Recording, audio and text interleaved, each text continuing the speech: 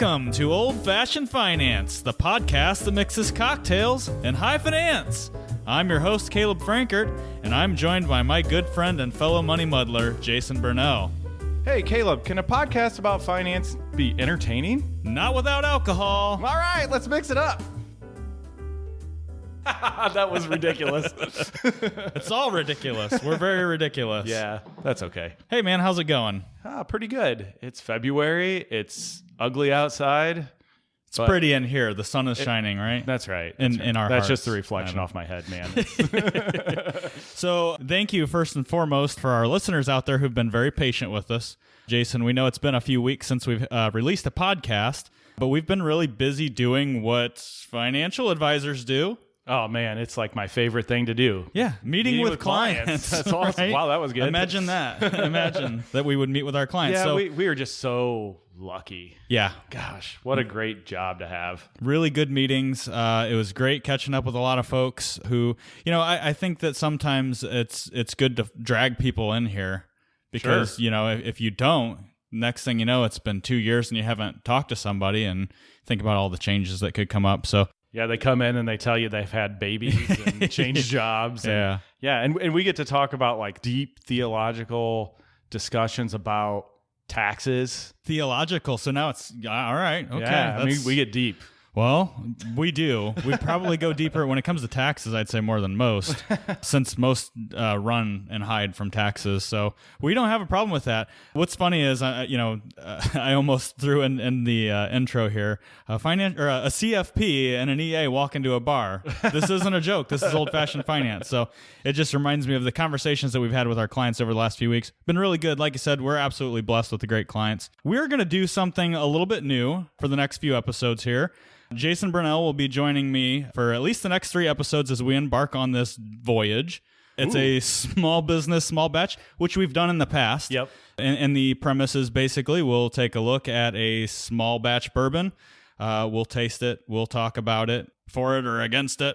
And then we will kind of lead into one of your areas of expertise, which is small business. So we're going to do it a little bit different, though, this time because we're going to do a 3-part series here. This is the Old Fashioned Finance podcast. So I think it would be really fun if we try these small batch bourbons and then we see how they hold up in an old fashioned. I can't almost hold back anymore. I know. It's just like sitting in front of me. Leave that one okay. Because we're going to try this one in a second. But for those of you who don't know, most of you probably do, but Jason is the owner here at Blue Jay Financial Group. He's a CFP as well, Certified Financial Planner, and knows a thing or two about starting and or operating a business. He's also helped a lot of entrepreneurs. We have, just talking about meeting with some of those folks over the last few weeks that are entrepreneurs. You've helped a few of them along the way grow their business, sell their business. So a lot of expertise and knowledge that you can bring to the table there. So these next 3 episodes, we're going to kind of break it down. Today, I think we're going to kind of talk about starting a business. Yep. Next week, the plan is to talk about operating a business, and then we'll move on to selling a business and retiring and all of those things. So all that being said, let's get into the whiskey. It's been too long, my friend. Already, yeah. All right, cheers.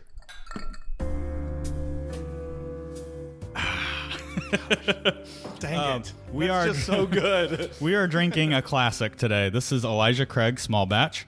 Elijah Craig, I don't know about you, Jason, but when I started my bourbon journey, this was kind of the first one that really sucked me in. Yeah, I mean, you can just walk in there, and most of the time you're going to see this on the shelf. And almost everywhere, Yeah. every liquor store and a lot of pharmacies. Rite Aid around here carries it makes liquor. sense. It's great medicine. It is. It really is. This is very, very obtainable. I know a couple of the small batch episodes we've done before, we kind of went for a little bit harder to find. This one is a really good everyday bourbon. And for crying out loud, when I started drinking this stuff, it had a big 12 on it. It had a 12-year age statement, which for probably around $30 a bottle, a 12-year aged whiskey is phenomenal. That's really awesome, yeah. Now, they're not, you can't just make more 12-year bourbon, right? It takes 12 years. So they've dropped the age statement. I think they're running like 8 to 12, but that's Elijah Craig Small Batch, a staple, I think. And if you're thinking about getting into the hobby, this is the one that I always recommend to beginners. This is the first bottle that you should buy, or one of the first bottles you should buy. Yeah, you're going to get a good idea of all like what your palate feels like and tastes like, how it finishes, versus just makers or, the other staples. This is a little bit more complex. It's got more going on, I think. And part of that is the age, I think. Where I think a lot of these other staples, as we'll keep throwing that term around, they might have like a 4-year age statement or something like that. More time in the barrel is more time that, in the hot and cold, it's expanding in the barrel and moving in and out of the wood and drawing more flavor from the wood. So for $30, it's a flavor blast. Is it the best bourbon out there? Nope. Is it a really solid bourbon? Absolutely. And you know what you do with a really solid bourbon? Drink it all the time. This is one you wouldn't feel guilty about drinking on a regular basis. Or making an old fashioned with. Bingo. Let's try it. How does it hold up in an old fashioned? Here we go. Dang it. I love old fashions. Gosh. Yeah. They're really good. We should name a podcast after it. So for those of you out there who listen, and it has been a while since we've done old fashions, or at least a traditional old fashioned, what we've got going here today is 2 ounces of bourbon. Again, we used Elijah Craig small batch, a bar spoon worth of simple syrup. You could use a sugar cube and a pinch, wet that down with a little bit of water, muddle it up if you don't have simple syrup, or you can make simple syrup. Sure. Pretty simply. 2 dashes of Angostura bitters, and I'm going to say, Jason, as you know, when I see 2 dashes, I add another dash for good measure. And then we just garnish that with an orange peel and a Luxardo cherry. So you were out there whenever we mix these up. Prep time about 5 minutes, 60 seconds. I mean, you're doing dishes in 5 minutes. Like right. It's over. So no time at all, and it's a really, really good drink. I say this holds up very well in an old fashioned. It does, and one of the things I will say, like, don't skip the orange peel. Yeah, don't skip the cherry. It's worth the money for the good cherries. The good cherries. Yeah. I mean, honestly, I have, Luxardos are kind of expensive, but at home I have just the Walmart cocktail cherries, and they're comparable, and they're $3 a jar. Okay, let's talk about that. When you say the Walmart cherries, do you mean the dark ones, like the brandied cherries? Yep, they're brandied cherries. I think they actually say cocktail cherry on it. Gotcha. Versus like a maraschino, bright fluorescent red. Yeah. Looks like it was grown in a petri dish. Exactly. Technically, Luxardos, they're a very dark brandied cherry. It's technically a maraschino. Right. But when you think maraschino cherry, you think that neon Jolly Rancher looking thing, which I have to admit, before trying a Luxardo, I was really happy with that in my cocktails. Do what makes you happy. You should enjoy this drink at home. Spend the $20 and buy a Luxardo, a jar of Luxardo cherries. It will change cocktails forever for you. Definitely. And I won't go back. Nope. Definitely worth it. In the pantry for the winter storms. They're there. Yeah, we've kind of got a stockpile going. We're almost bunkering Luxardo cherries at this point. So good stuff. I think this is great. Elijah Craig is the solid bourbon for an old-fashioned. So let's enjoy these old-fashions a little bit, and let's get into the meat and potatoes of the podcast, Jason.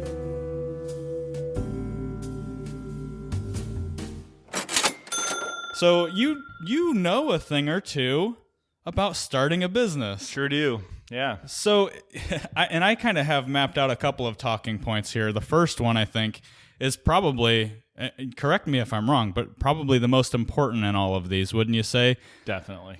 You got to understand what you're going to spend. And there's no doubt about it. Yeah. It's staggering, the cost to start a small business, and mostly because you make a lot of mistakes. I mean, you just don't really know exactly what's going to occur, how it's going to occur, what the costs are going to be exactly. So a good budget and talking to somebody that's done it goes a really long way. Yeah, I just wrote on our paper here, count the cost, and you hit on financial costs. That's definitely huge, right? Because you might be really good at what you do and think that, well, if I'm good at doing this for my current employer and I want to go do this on my own, I'll be really, really good at doing it on my own.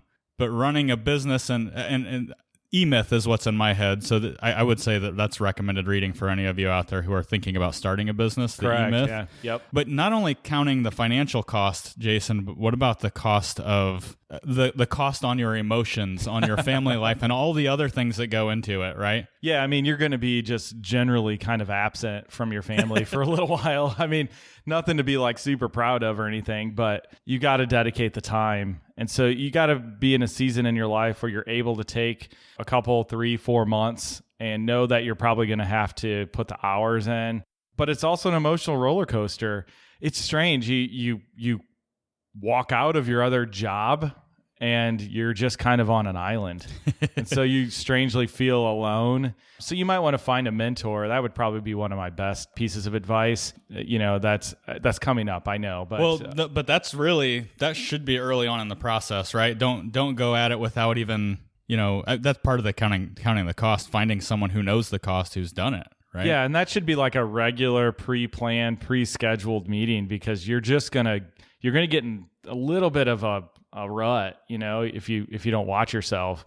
Yeah, so I think it's important to think about the emotional impact.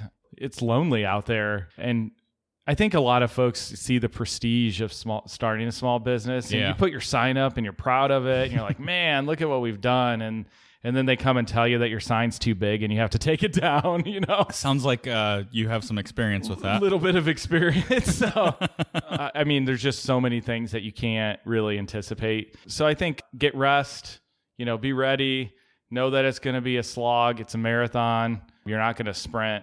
You'll get through it. I mean, if you don't, then you just die. You just don't. No, you just don't. And you were a good practitioner probably before in whatever you were doing. You can always go back, and that was a mistake. Emotionally for me, I thought, if our firm didn't work, I was just going to die. Yeah. Like I will just not exist anymore. And that's not the case, right? It just isn't.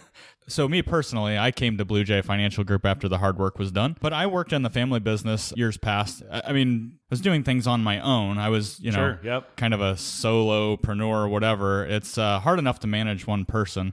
Those are things that we can get into, I think, in the next podcast as far as operating a business. But yeah, when I left and came here, because we all left a place to get here, we were employed, right? Yeah.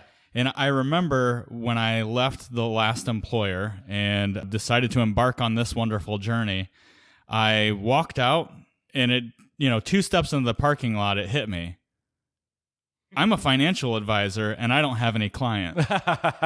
Holy crap, what have I done, right? Yeah, probably not the advice you'd give yourself as a financial advisor. On this side of the struggle, though, and I guess this is a long way of getting back to what I was saying, on this side of the struggle, I think that we would all say it's worth taking the risk, but as far as counting the cost up front, what kind of things, Jason, from your experience, do you think are, other than just the budget and things like that, what do you think are crucial before you make that decision to step out and say, I'm going to hang a shingle, I'm going to be an entrepreneur and do my own thing? Yeah, so I mean, like my very first thing there would be like, spouse, you better be on board. Like, you can't have like a question mark, like, is this going to work or not? And you don't really know, but they've got to support you wholeheartedly and know that they're behind you, because if you doubt along the way, it's going to be rough, and you're going to go through a few of those times where there's some doubt. So I think spouse has got to be on board. That's like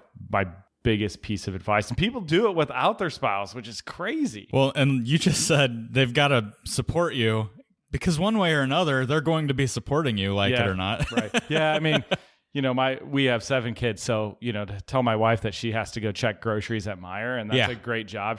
But the reality is she doesn't want to do that. Yeah. And feasibly, is that an option with 7 kids? Well, no. No, not even close. So there is another thing when it comes to counting the cost is I think you have to figure, like you said, you might be going without a paycheck for a little while. So this is a finance podcast. Sure. We're talking about small business. Obviously, the big recommendations, and we've talked on the show before, we've talked with our clients before about emergency funds, what's a good number, and we can apply our Dave Ramsey formula or whatever financial guru out there, 3 to 6 months of expenses, 3 to 6 months of income, whatever.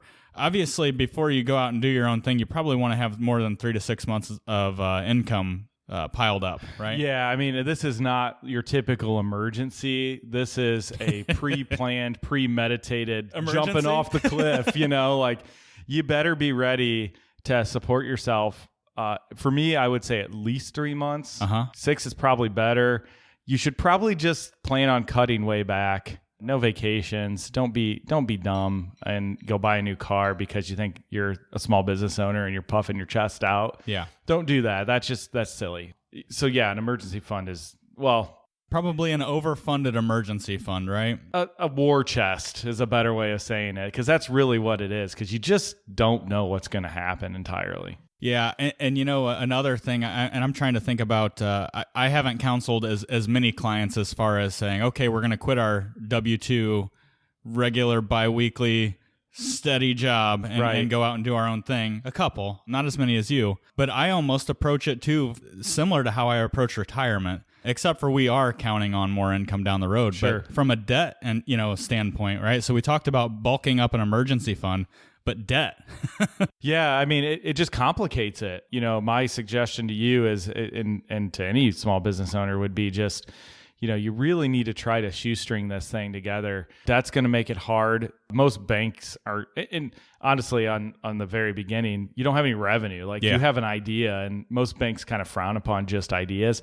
So people will go and finance their houses and do crazy stuff like that, and it's just simply not worth it. So don't add that component of risk. It's hard enough to save up a war chest and be ready to pull the trigger and quit your day job and all of a sudden be on the island of starting your own business. So don't make it harder, because that's just another financial stress. So this is basic financial common sense elements here, folks. We're talking about a savings account. We're talking about being lean and mean from a debt standpoint. If you can be out of debt entirely before starting your own business, you've given yourself a better runway. But, similar to retirement, I'd say, at least if you can get everything paid off other than your mortgage, that's a really good start. So let's say, Jason, you're at that point. You're very good at your job. You want to go do it somewhere else, or let us say it's something entirely different, and you've decided, I think I want to start my own business. We've counted the cost from a financial aspect. What are some of the other things that you need to consider? And I'm thinking, as far as your niche or your place in the marketplace, what kind of things are you suggesting or looking at for someone who's thinking about carving out a niche in the community? Yeah, I mean, the market analysis that you need to do, you need to understand what you're going out in the community to sell. I mean, the community is really important. I think we get kind of stuck in this like digital mindset, and the market is way bigger than what you assume. So you better at least do a little bit of due diligence and understand, like, do I have customers? Yeah. Like, you better be able to have some revenue. Is somebody buying what I'm selling? Yeah, just because it's a hobby for you. We have lots of hobbies and we love them and we're passionate about them. I mean, bourbon is certainly one of them. But that doesn't mean that, in Ney, Ohio, I should open, a distillery and expect people to just, if I build it, they will come. You know what? That's not a bad idea. Yeah, I think you should do some market analysis. There's lots of grain over there, but that doesn't mean it's a good idea for bourbon. Okay, so pause on that. I might have to think about that a little bit. Ney might be a wonderful spot for a distillery. No, but anyway, even when it came to deciding whether or not to do this podcast, and I know that this isn't our business, but it is a part of our business. Sure, and it was almost like starting a business within a business. We had to do a lot of research to find out, do we have a market? Is there a demand for what we're doing? Is there demand for a podcast that's talking about cocktails and finance? Yes. Apparently there is. Now, I guess this is a good lead-in too to market analysis and demand. Is it takes time to cultivate that business too, right? It sure does. Yeah, you don't just like go and hang your shingle and like think that everything's going to be hunky-dory. You better do your proper legal work, understand your structure, kind of go down that path, because if you don't, you might get some surprises, especially when it comes to tax time. A lot of small business owners, I would say, like, put their head in the sand and don't really think about the consequences of their purchases and their revenue streams, and it's just a mistake. Yeah, it's boring. Sure. And we strangely, I don't like to do boring things. Yeah, but this isn't boring. You're an EA, man. You're a tax guy. The tax code is fascinating. Oh man, that's like a counseling session waiting to happen right there. Well, I guess there's got to be people who find that entertaining or interesting. But yeah, but I mean, if you don't sit down with like a competent like attorney and try to like structure your business, I think that it makes it even more difficult. And if you have more than one party in a business, you better take the time to do that, because it's just complicated. Relationships are hard, and you want to stay friends. I mean, that's really important. Yeah. So you were kind of leading into the structure and things like that. That's one that really, I think a lot of times you just assume I'm gonna go do this. Oh, I need to set up a sole prop bank account. Oh, I need to set up an LLC. I didn't know these things, right? So when the revenue is flowing in, it's got to go somewhere, right? So you've got to be set up and ready to go. Again, even going back to, knowing your market and the demand for your product, just because you put the neon open sign up doesn't mean that you're going to have a line out the door, right? Right. I mean, even if you are like, you worked in this community, right, for years, correct, before opening a similar business in this community. Correct. But Blue Jay Financial Group, where we work, was an unknown commodity for the most part. It was right? a figment of my imagination. And that is the craziest thing. Like, it didn't exist, and all of a sudden it does. And if you kind of back away from your small business for a minute and you're kind of excited and you got butterflies in your stomach and there's something good about that, you back away for a minute and you look at it and you go, huh, no one knows what the heck this is. Yeah. So, like, it's scary. You and I know this, and everybody that works in this office knows this, but we're confused all the time for an eye doctor. Oh, gosh. Dang it. I can give eye exams, but it's not good. Well, I think that would be a good second source of revenue for us, because a lot of people come in asking for them. But man, we're busy enough. And this is after, what, 6 or 7 years of being open and out there in plain sight. Right. And existing. Pun intended. Wow. Did you see what I just did there? That was totally an accident. That took a while, too. So, yeah, there's a lot of things that we've got to consider up front, for sure. For someone who's in the process, Jason, obviously, and this is not going to be an in-depth, detailed, this is how I start a business 101, right? No, this is not just, at all. You've got the itch. I've been telling clients, by the way, Jason, just because of where we're at economically, remember this is a finance podcast. Sure. With demand for, not demand for jobs, demand for people to fill jobs, right? Right. I tell folks who have been at an employer for a long time and aren't appreciated or are not being compensated for what they're worth, now is a great time to improve your situation. Correct. Could the same be said for starting your own business? Yeah, I mean, I think with proper due diligence, yes. I mean, I think we are in a unique period in our economic activity currently, where people have disposable income. Yeah, inflation's high, and things are scary in the world, but that's only if you turn on the news. That's right, and that's how it's always been, though. I mean, I'm not poo-pooing the fact that there are people suffering around the world. Like, I never would do that. But the reality is if you have a chance to improve your situation and you got the chutzpah to go after it, like, yeah, that wasn't the word I was thinking of, but good what you just said. I mean, this is a family show. Chutzpah. You should do it. I can't imagine any more exciting adventure, especially if you count the costs and you understand your market and you do all the background work. It's really, really fulfilling. And yeah, you'll still have those times where people are like, Blue Jay Financial Group, what the hell is that? You guys do auto loans? Oh, man. Like, no. Yeah, so. We do get that. I get a lot of like mortgage questions and stuff like that. Sure. But, and after 7 years, you would expect that to be gone, but it's just not. And it's fine. Like, people don't understand unless they have a specific need. And that's actually a reflection of your market a bit. Well, it takes time to be present and be seen, for one. So Sure. Count on that whenever you're in the stages of I keep saying it, hanging a shingle. That's right. Not only does it take a lot of time and planning to realize that you've got an idea, it's time to make the move, and then you've got all the build up, the lead time, all the prep stuff where you're not producing, you're just working on getting things up and running, and then the time it takes to be a known commodity in the community, which Right. I think is that can take decades. Sure can. Yep. So you got to plan for those things. I think, Jason, to wrap it up here, let's talk. You mentioned mentoring and coaching, right? And I know that you have a couple of mentors and coaches that you work with, multiple, 3 or 4 that I know of. Sure. And, bouncing ideas off of clients, that's really helpful too, people who've been there and done that. And just because you've been there and done that doesn't mean that you know the best ways of doing things. So talk a little bit about, let's say that you're in that position where you think you've got a good idea.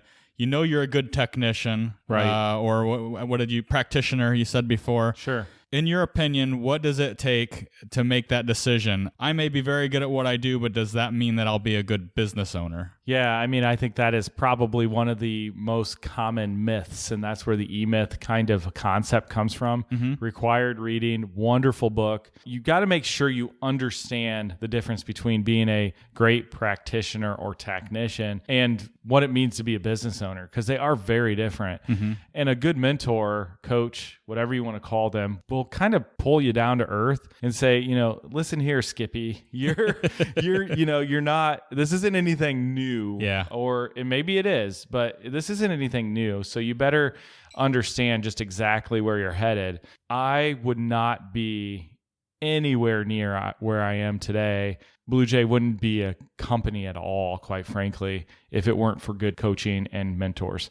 I appreciate them and have a debt of gratitude towards them. So find that person, whether it's someone that's done it, I'm mentors to other folks, or it's somebody who you just trust and they have a good gut instinct. I think that that's worth every minute spent, and you should show them tons of gratitude. I think they always almost have like those secret formulas that I don't even like. Where did you come up with this? Well, I got my butt handed to me, like 10 years ago, and this XYZ, We say it about a lot of different occupations. A lot of times you get the education, you get the licensing, the designation, whatever, and then you feel like, all right, I'm good to go. I've done what I need to do. Now I get to go be successful. We say it all the time, especially as financial advisors. What's the next step? The best thing that can happen is you go out and you get your butt kicked for a couple of years, right? It's really good for you. As far as a business owner, I would imagine it's kind of the same mentality. The best thing is to go out, and unfortunately it's painful, but pruning hurts, right? It does. Go out and get your butt kicked for a little while so that you can weather the storm. Yeah, but it's in the same vein. You just need to know who is on your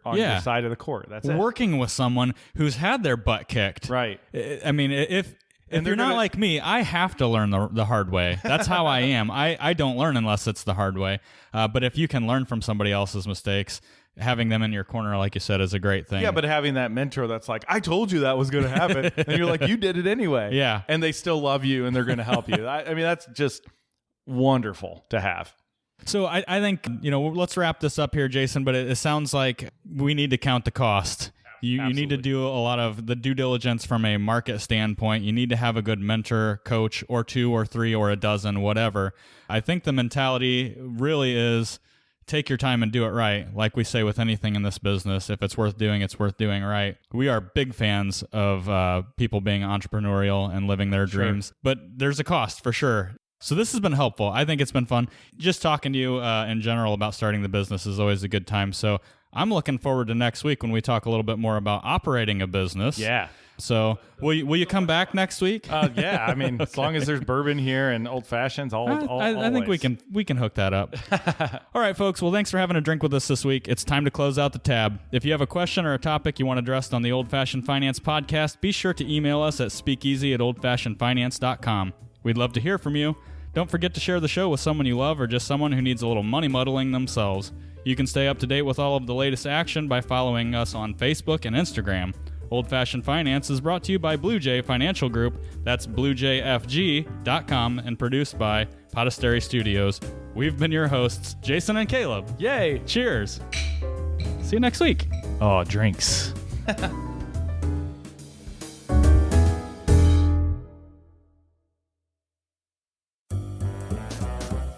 Blue Jay Financial Group, LLC, Blue Jay, is a registered investment advisor registered with the state of Ohio. Registration does not imply a certain level of skill or training.